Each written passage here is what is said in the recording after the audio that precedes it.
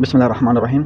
आज मैं आपको मोबाइल रिपेयरिंग के एक ऐसे टूल के बारे में कुछ ज़रूरी और इम्पोर्टेंट बातें बताऊंगा। मैं समझता हूं कि जिस टूल के बगैर एक अच्छे लेवल पर मोबाइल रिपेयर करना पॉसिबल ही नहीं है। मैं ये कहा करता हूं अपने दोस्तों को, स्टूडेंट्स को, कि आप कुछ और ले ना लें, लेकिन ये टूल लेना बेइंतहा ज़रूरी है। अगर आप थोड़ा भी अच्छे लेवल पर काम करना चाह रहे हैं तो ये टूल आपके लिए मस्ट है इस्तेमाल करना। इस टूल का नाम है बोर्नियो। ये एक स्कीमेटिक टूल है।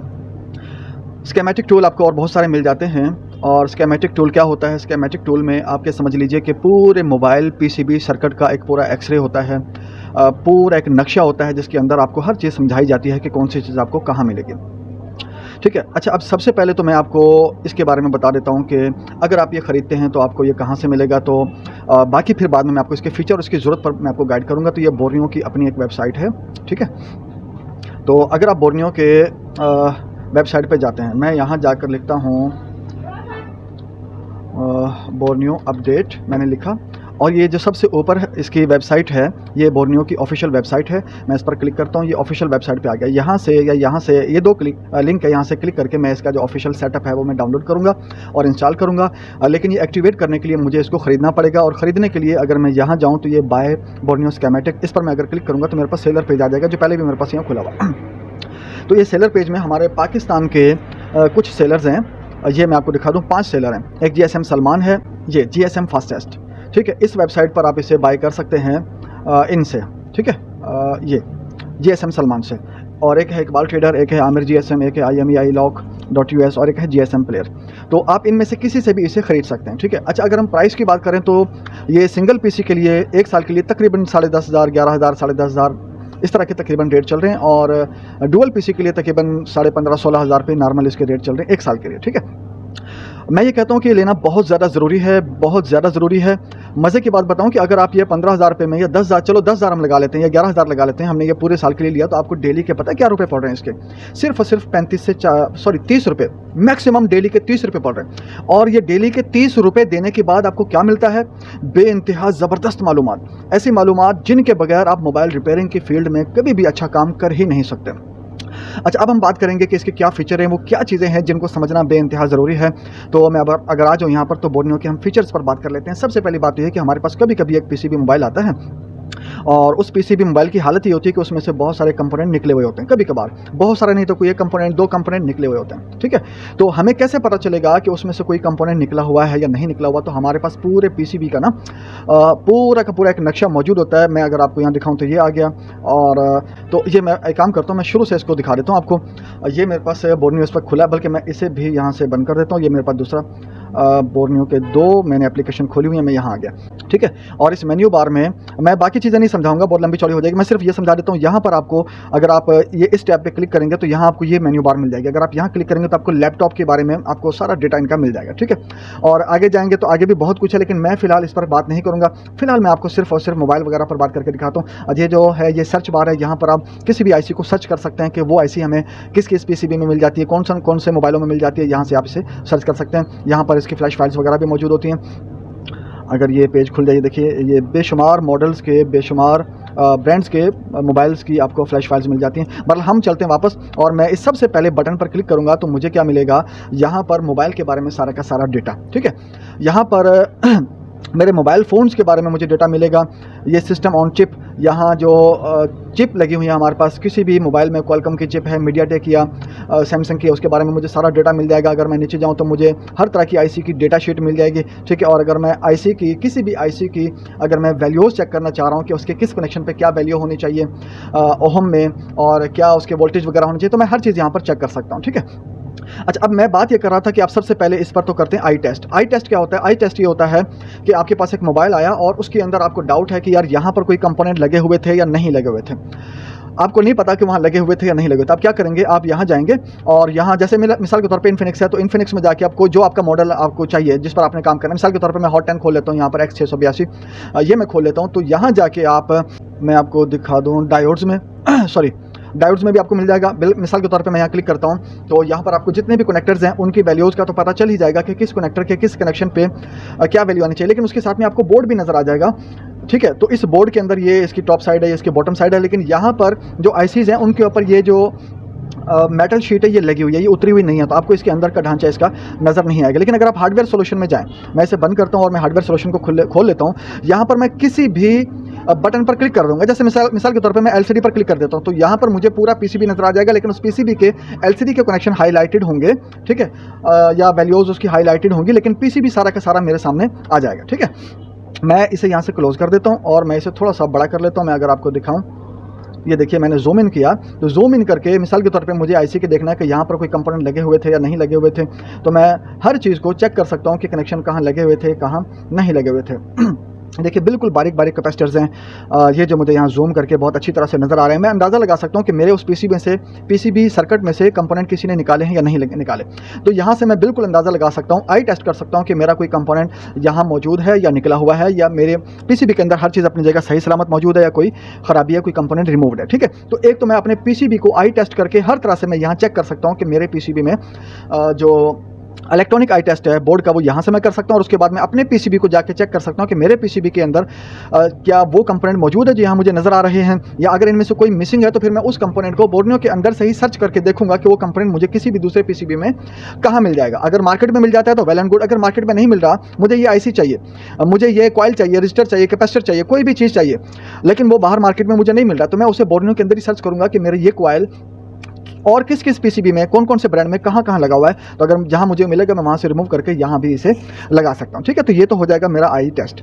ठीक है, अब ये जो चीज़ है ये बहुत इंपॉर्टेंट है। बस वक्त कंपोनेंट निकले हुए हों तो आपको नहीं समझ आते कि यहाँ पर कौन से कंपोनेंट थे, तो ये बोर्नियो जो है ये आपको बताएगा कि आपके यहाँ पर कौन से कंपोनेंट थे, और आप सेम वही कंपोनेंट सर्च करके यहाँ पर लगा सकते हैं। ठीक है, यहाँ पर दूसरा पॉइंट मैंने आपको ये भी समझा दिया कि आप किसी भी कंपोनेंट को बोर्नियो में सर्च भी कर सकते हैं कि वो कंपोनेंट मुझे कहाँ मिलेगा, भले वो रजिस्टर है, भले वो कैपेसिटर है, भले वो कोई डायोड है, कोई कॉइल है, कोई आईसी है, पावर आईसी है, सीपीयू है, रैम है, कोई भी चीज़ है, वो बोर्नियो के अंदर सर्च करके आप देख सकते हैं कि ओप्पो के किसी भी मॉडल में, या वीवो, रियलमी में, मोटरोला में, सैमसंग में, क्या वही कैपेसिटर, डायोड, आईसी, रजिस्टर, कोई भी चीज़ मुझे क्या दूसरे किसी पीसीबी में मिल जाएगा। जहां आपको नजर है वहां से निकाल के यहां पर लगा सकते हैं जहां आपकी जरूरत हो। ये तो हो गया आपका आई टेस्ट। ठीक है, अच्छा दूसरी बात, आप इसके अंदर हर कंपोनेंट के नाम को फाइंड आउट कर सकते हैं। मैं अगर यहां आपको दिखाऊं तो मैं दोबारा यहां जाता हूं, और ये देखिए यहाँ पर अगर मुझे कोई कंपोनेंट का नाम चाहिए तो मैं हार्डवेयर सॉल्यूशन में जाऊँगा। सबसे ऊपर बिट मैप है, बाद में आपको दिखाता हूँ, डायोड्स, ये वैल्यूज़ हैं, ये भी मैं आपको बाद में दिखाता हूँ। मैं हार्डवेयर में जाता हूँ और यहाँ मैं आपको दिखाता हूँ हार्डवेयर के अंदर आपको क्या मिलेगा, कंपोनेंट नेम। ये मिल गया मुझे, मैं यहाँ पर डबल क्लिक करता हूँ और कंपोनेंट नेम की इस टैब को, बटन को क्लिक करके मैं कहाँ पहुँच जाऊँगा, मैं अपने पीसीबी के ये टॉप साइड आ गई और ये बॉटम साइड आ गई। और यहाँ आप नोट करें कि यहाँ आपको, मैं दोबारा इसे बंद कर देता हूँ, और यहाँ आप नोट करें ये फ्रंट कैमरा का कनेक्टर, ये लिखा हुआ है कि ये कनेक्टर किस चीज़ का है। ठीक है, ये 3G का PA है, और ये आपकी चार्जर आईसी है, और उसका मॉडल नंबर भी लिखा हुआ है। ये ऊपर PA जो है 3G का, इसका भी मॉडल नंबर या इसके न्यूमेरिक वैल्यूज़ लिखी हुई हैं। ये चार्जर है और इसका भी सारा डेटा लिखा हुआ है कि ये कौन सी आईसी है। अगर आप इस आईसी को ढूंढना चाहते हैं तो आप आराम से सर्च करेंगे। सर्च का तरीका मैं आपको बता दूंगा मज़ीद तफसील के साथ। ठीक है, ये वैसे सर्च का बटन यहाँ भी मौजूद है, और बाकी जगहों पर भी हर मोबाइल के पीसीबी के अंदर भी होता है, लेकिन यहाँ आपको मैं दिखा दूँ कि यहाँ तकरीबन हर आईसी और हर बड़े मैन कंपोनेंट के बारे में यहाँ इन्होंने नाम भी दिया हुआ है, डिटेल भी बताइए। अच्छा जी, SD कार्ड के लिए हो गया ये एरिया। ठीक है, ये आपका कनेक्शन हो गया सिम 1 का, सिम 2 का। ये आपकी चिप सेट है MT6769V, और ये ऑन ऑफ के कनेक्शन हो गए, और ये आपकी इंटरनल स्टोरेज हो गई, मेमोरी। ठीक है, मेमोरी आईसी है, ये आपका बैक कैमरा है। अच्छा, मैं अगर बॉटम साइड पर जाकर देखूँ तो यहाँ देखिए कि ये 2G का PA है, ये आपके कैमरा QVGA का एक कनेक्टर है। अच्छा, ये आपका फिंगरप्रिंट का कनेक्टर है, ये आपकी पावर आईसी है। ठीक है, ये बैटरी का टर्मिनल, ये आपका LCD audio charger connector, B2B connector भी हो जाएगा, इसी में सब बोर्ड भी आपका लग जाएगा। ये आपकी डिस्प्ले आईसी हो गई, ये आपकी लाइट आईसी हो गई, ये आपकी RF आईसी हो गई, ये आपकी वाईफाई आईसी हो गई। तो यहाँ आप नोट करें कि आपको तकरीबन हर तरह के मैन कंपोनेंट के बारे में यहाँ पर पूरी डिटेल मिल जाती है। तो आपको परेशान नहीं होना पड़ता कि यार ये आईसी किस चीज़ की है, ये आईसी किस चीज़ की है, ये आईसी किस चीज़ की है। अब मेरा ऑडियो सेक्शन में कोई प्रॉब्लम आ रहा है तो ऑडियो सेक्शन के लिए मुझे ऑडियो आईसी के लिए तरफ जाना पड़ेगा। वीडियो में प्रॉब्लम आ रहा है, LCD में लाइट में प्रॉब्लम आ रहा है, पावर में प्रॉब्लम आ रहा है, तो जिस तरह की प्रॉब्लम होगी हम उसी सेक्शन में जाकर काम करेंगे। लेकिन यहाँ हमें पता चलेगा कि नेटवर्क का सेक्शन कौन सा, ये आपका नेटवर्क का सेक्शन आ गया, ये आपका पावर का सेक्शन आ गया, ये आपका डिस्प्ले का सेक्शन आ गया। ठीक है, तो यहाँ से आपको पता चलता है कि आपको कहाँ जाना है और क्या काम करना है। ठीक है, तो ये कंपोनेंट के आपको सारे नाम मिल गए। ठीक है, तो मैंने आपको आई टेस्ट का भी बता दिया, मैंने आपको कंपोनेंट नेम का भी बता दिया। कंपोनेंट आइडेंटिफिकेशन ये बात मैं आपको पहले भी थोड़ी सी समझा चुका हूँ, मैं दोबारा इसे रिपीट कर देता हूँ तो थोड़ा मुनासिब अंदाज में। ये मेरे पास टैब खुली हुई है, मैं बल्कि वही पहले वाला खोल लेता हूँ, ठीक है। कंपोनेंट के नेम, अब यहाँ मैं आपको दिखाऊँ, आपको किसी भी कंपोनेंट के बारे में मालूम करना है कि वो कंपोनेंट आईसी है, डायोड है, रजिस्टर है, वो क्या है। तो आईसी का तो आपको पता है कि जो भी इस तरह के बड़े कंपोनेंट होते हैं वो तकरीबन आईसीज ही होती हैं, ठीक है। साथ में आप उसको चेक कर सकते हैं, ठीक है। तो अब कोई रजिस्टर है तो उसका कैसे पता चलेगा, आईसी का कैसे पता चलेगा। कंपोनेंट नेम के अंदर तकरीबन सारी आईसीज को इन्होंने कवर किया होता है। अगर आप किसी भी आईसी को चेक करना, अब ये तो कंपोनेंट, ये इसका क्या है, कनेक्टर है। अब कनेक्टर को तो आप आईसी यकीनी तौर पर नहीं समझोगे, मेरे ख्याल में तो कोई भी इतना बेवकूफ़ नहीं है कि जो इसको आईसी समझेगा। लेकिन अगर इन्होंने यहाँ पर इसे हाईलाइट किया हुआ है तो ये आईसी है, ये एक आईसी है, ठीक है, ये एक आईसी है, ये एक आईसी है, इसे कोई भी आईसी नहीं बोलेगा, ठीक है। ये कनेक्टर है, ये कनेक्टर है। अगर मैं इसकी बॉटम साइड पर जाऊँ तो ये आईसी है, ये आईसी है, ये आईसी है, ये आईसी है, ये आईसी है। तो हर वो बड़ा कंपोनेंट नॉर्मल ब्लैक कलर में होता है जिसके अंदर मुख्तलिफ फंक्शन हो सकते हैं, एक से ज़्यादा कनेक्शंस होते हैं, और ये असल में होता है इंटीग्रेटेड सर्किट। ये मुख्तलिफ फंक्शन को एक अकेला सर्किट हैंडल कर रहा होता है। अगर आपके एक से ज़्यादा फंक्शन हो और उनको एक ही जगह पर जमा करना हो तो वो जो एक उसका कम्बिनेशन होता है उसे आप कहते हैं आईसी। जैसे अगर आप कीपैड मोबाइल में जाएं तो कीपैड मोबाइल के अंदर आपको ऑडियो सेक्शन अलग नहीं मिलेगा, आपको डिस्प्ले का, लाइट का सेक्शन अलग नहीं मिलेगा, चार्जिंग का सेक्शन आईसी आपको अलग मिल सकती है। बहुत सारी आईसियाँ कंबाइन करके सीपीयू के अंदर ही लगा दी जाती है। उसकी पावर आईसी भी अमूमन सीपीयू के अंदर ही होती है। तो जब आप मुख्तलिफ फंक्शन को जमा करके किसी एक जगह कंबाइन कर देते हैं तो उसे आप कहते हैं आईसी, इंटीग्रेटेड सर्किट इसकी फुल फॉर्म है। तो आप किसी भी कंपोनेंट को चेक कर सकते हैं, ठीक है। अच्छा, अगर मैं आपको दोबारा दिखाऊं, मैं यहाँ क्लिक करता हूँ और मैं दिखाता हूँ कि इसके अलावा आप किसी भी कंपोनेंट को कैसे, आपको कैसे पता चलेगा कि ये रजिस्टर है, कैपेसिटर है, डायोड है। वैसे तो नॉर्मल हर बंदे को पहचान होनी चाहिए कि इस तरह का जो कंपोनेंट होता है, ये इस तरह का जो कंपोनेंट होता है ये अमूमी तौर पर ये एक कैपेसिटर होता है, ठीक है। ये जो कंपोनेंट है ये नॉर्मल एक कैपेसिटर होता है। इस तरह के जो कंपोनेंट होते हैं ये एक कॉइल होता है, ये जो चीज़ होती है ये एक आईसी होती है, ठीक है। इस तरह का जो ब्लैक कंपोनेंट होता है जिसकी साइडें सिल्वर की होती हैं ये एक रजिस्टर होता है। ये 0 ओम का एक रजिस्टर है जो कंटिन्यूटी का काम करता है, और ये LVR है, लो वैल्यू रजिस्टर है, ठीक है। और ये जो ब्लैक कलर का आपको कंपोनेंट नजर आ रहा है, भले इस पर न्यूमेरिक वैल्यू हो या ना हो, ये रजिस्टर होता है, ठीक है। लेकिन अगर आप इसकी वैल्यू चेक करना चाहते हो तो आप क्या करेंगे, मैं आपको दिखा देता हूँ। बिट मैप में ये मैंने खोला है, मैं इस पर क्लिक करता हूँ। बिट मैप के अंदर आपको किसी भी कंपोनेंट के बारे में पता चल जाएगा कि वो रजिस्टर है, वो कैपेसिटर है, वो डायोड है, वो कॉइल, इंडक्टर क्या है, आपको पता चल जाएगा। जैसे मिसाल के तौर पे ये एक कंपोनेंट है, ये क्या है, बिट मैप बोर्नियो का जिस कंपोनेंट को J से डोनेट करेगा वो एक कनेक्टर है, ठीक है। और इसी तरह अगर वो L से या PL से डिनोट करेगा तो वो एक कॉइल है, वो एक इंडक्टर है। इसके मुख्तलिफ टाइप हैं, किसी को L से डोनेट करते हैं, किसी को PL से डोनेट करते हैं। तो जब भी ये PL या L से इंडिकेट करें तो उसका मतलब क्या होगा कि ये कॉइल है। अगर C से इंडिकेट करें तो इसका मतलब क्या होगा कि ये एक कैपेसिटर है, ठीक है। ये देखें, ये PL, ये आपका इंडक्टर हो गया जिसे कॉइल भी कहते हैं, ये आपका कैपेसिटर है, ये भी आपका कैपेसिटर है, और ये कैपेसिटर है, ये कैपेसिटर है। और यहाँ देखें ये R से इन्होंने इसे इंडिकेट किया हुआ है, डिनोट किया हुआ है, तो ये एक रजिस्टर है, ठीक है। जहाँ D से कोई भी न्यूमेरिक वैल्यू शुरू हो रही होगी तो वो आपका हो सकता है डायोड, ठीक है। तो आपको फिलहाल ये बताना मकसद था, मैं बहुत ज़्यादा डीप में नहीं जाऊंगा, कि आपको अगर किसी भी कंपोनेंट की आइडेंटिफिकेशन करनी है तो बोर्नियो आपके लिए सुपर बेस्ट है, जो आपको बताएगा कि किसी भी कंपोनेंट को आप कैसे जान सकते हैं कि वो क्या है, ठीक है। उसके बाद अगर हम बात करें तो कनेक्शन की डायोड वैल्यूज़, मज़े की बात यह है कि आपको अमूमन नहीं पता होता कि ये मेरा एक कनेक्टर है, इस कनेक्टर पे, ये कैमरे का कनेक्टर है, कैमरा काम नहीं कर रहा, ठीक है। अब इस कनेक्टर पे यहाँ पर क्या वैल्यू आनी चाहिए, ठीक है, मुझे नहीं पता कि यहाँ क्या वैल्यू आनी चाहिए। अब वैल्यू कैसे पता चलेगी, तो मैं काम करूँगा, मैं इस कनेक्टर को, जिसका कनेक्टर का नंबर है J6204, मैं क्या करूँगा, मैं डायोड वैल्यूज़ में जाऊँगा और कनेक्टर पर क्लिक कर दूँगा। ये कैरिंग खुला हुआ है, दोबारा डाउनलोड कर लो। मैं दोबारा, चलो इसे डाउनलोड पे मैंने क्लिक करके लगा दिया, ये मेरे पास खुल के आ गया, ठीक है। और मैं यहाँ पर टाइप करता हूँ तो कनेक्टर मेरे पास आना चाहिए। अच्छा, यहाँ पर कनेक्टर का मॉडल नहीं आ रहा, चलो ये था। तो मैं क्या करूँगा, मैं डायोड्स में जाके कनेक्टर्स पर क्लिक करूँगा तो यहाँ पर मुझे कनेक्टर की, किसी भी कनेक्टर की जो डायोड वैल्यू है वो मुझे पता चल जाएगी। मैं इसे यहाँ से बंद कर देता हूँ, ये टैब ज़्यादा खुल गई। मैं इसे भी फिलहाल यहाँ से बंद कर देता हूँ। देखिए किसी भी कनेक्टर के किस कनेक्शन पे क्या वैल्यू आनी चाहिए यहाँ आपको पता चल रहा है, ठीक है। तो अच्छा, अब ये जो कनेक्शन है, ये वैल्यूज़ हैं, ये क्या इस कनेक्टर की अपनी वैल्यूज़ हैं? अगर आप थोड़ा सा भी मोबाइल का काम जानते हो तो आपको पता है कि कनेक्टर पे कोई भी अपनी वैल्यू नहीं होती है।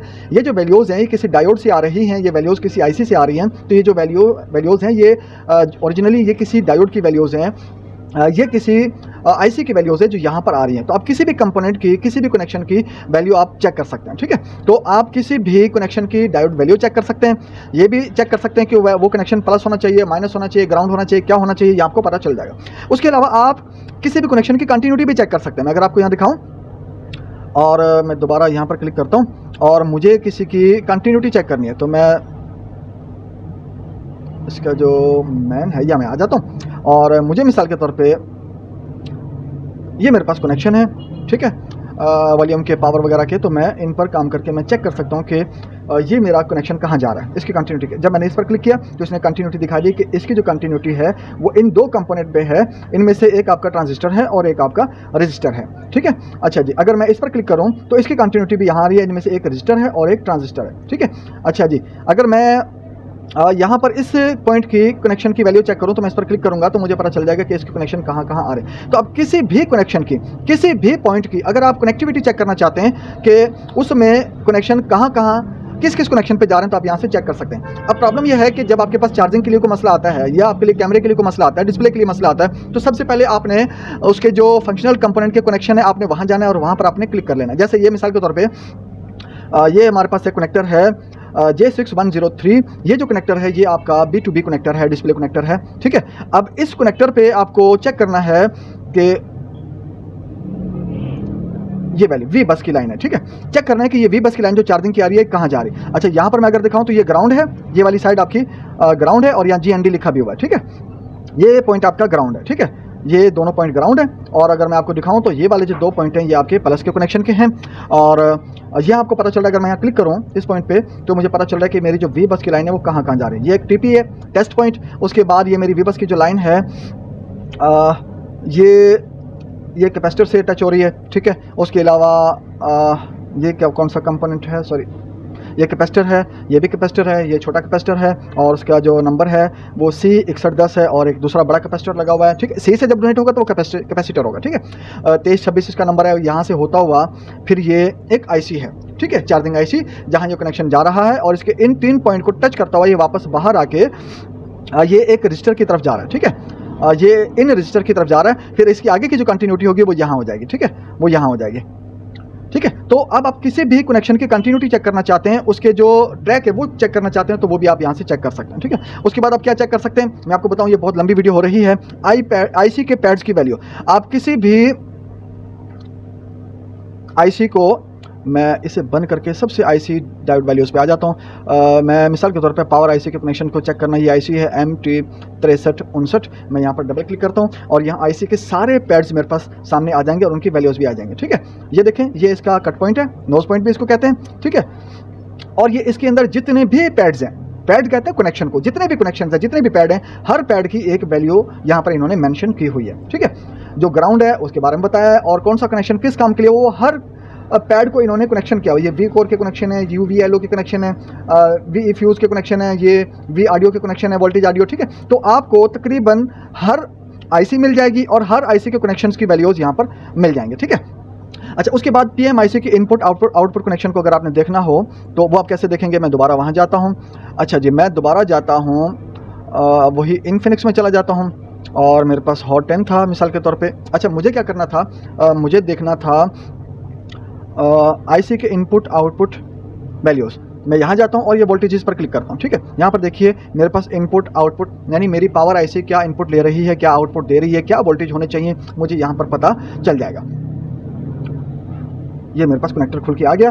तो अगर आप हॉट टेस्टिंग कर रहे हैं तो आपको किन किन कंपोनेंट पे वैल्यूज़ को और वोल्टेजेस को, करंट को चेक करना है, ये सारे कंपोनेंट यहाँ पर आपको नजर आ रहे हैं, ठीक है। यहाँ पर आप वोल्टेजेस चेक करेंगे, ठीक है। अगर मैं CPU का दिखाऊं तो यहाँ आपको CPU के भी वोल्टेज वगैरह नजर आ जाएंगे।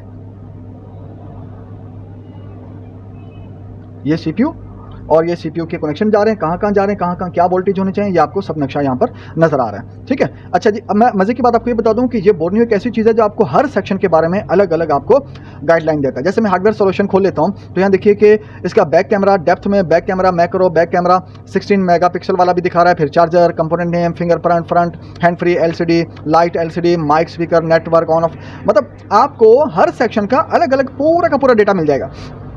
अगर आपको चार्जिंग में कोई प्रॉब्लम आ रही है तो आपको पूरे सर्किट में ख्वार होने की जरूरत नहीं है। आप क्या करोगे, आप चार्जिंग के इस कनेक्शन पर, मैं यहाँ देख लेता हूँ चार्जिंग का कनेक्शन कहाँ, ये चार्जिंग डेटा, मैं यहाँ क्लिक करता हूँ। तो अब मुझे चार्जिंग के प्रॉब्लम को सॉल्व करने के लिए पूरे सर्किट में घूमने की जरूरत नहीं है, बल्कि मुझे टोटल जो काम करना है वो इस सेक्शन पर काम करना है। ठीक है, तो जब मुझे एक पूरा मैप मिल जाएगा कि मेरी प्रॉब्लम के लिए टोटल कौन सा एरिया है जहां मुझे काम करना है, तो मेरे लिए काम करना बहुत ज़्यादा आसान हो जाएगा। ठीक है, तो आपको हर सेक्शन का अलग अलग पूरा का पूरा मैप मिल जाएगा, पूरे एक ब्लॉक डायग्राम मिल जाएंगे, पूरा डेटा मिल जाएगा। इस बोर्नियो के अंदर बहुत कुछ है, बहुत कुछ है। मैं सिंपल आपको कोशिश कर रहा हूँ कि जो बहुत ज़्यादा ज़रूरी चीज़ें हैं मैं उनके बारे में कुछ बता दूँ, उसके बाद आप लोग खुद भी काम करेंगे। अच्छा, CPU वोल्टेज मैंने आपको बता दिए, मैंने आपको PMIC के कनेक्शंस बता दिए, PMIC की मैंने इनपुट आउटपुट वोल्टेज भी आपको बता दी। मैं यहाँ पर अपनी वीडियो को ख़त्म कर रहा हूँ। बताने का मकसद ये था कि अगर आप ये मेरी वीडियो देख रहे हैं तो मैं आपसे पूछूं कि क्या इन मालूमात के बगैर आपको सही आइडिया हो सकता है कि आपने किस सेक्शन में काम करना है, कौन सा कनेक्शन प्लस होना चाहिए, कौन सा कनेक्शन प्लस में कौन सा कनेक्शन प्लस होना चाहिए और कौन सा कनेक्शन की क्या वैल्यू होनी चाहिए, कौन सा कनेक्शन कंटिन्यूटी से कहाँ जा रहा है, हमारे किस ट्रैक पे कौन कौन से कंपोनेंट होंगे, कौन सी IC का क्या काम है। जब तक आपको इन चीज़ों का पता नहीं होगा आप कैसे काम करोगे। तो अगर आपको काम करना है ना तो आपके पास बोर्नियो होना बहुत ज़्यादा ज़रूरी है। अगर आपके पास दूसरे कोई स्कीमेटिक टूल है तो वो भी काम कर जाएगा, लेकिन जो डेटा, जो इन्फॉर्मेशन आपको बोर्नियो देगा आपको किसी भी दूसरे टूल में नहीं मिलेंगी। तो मेरा मशवरा ये है कि आपको बोर्नियो ज़रूर बाय करना चाहिए।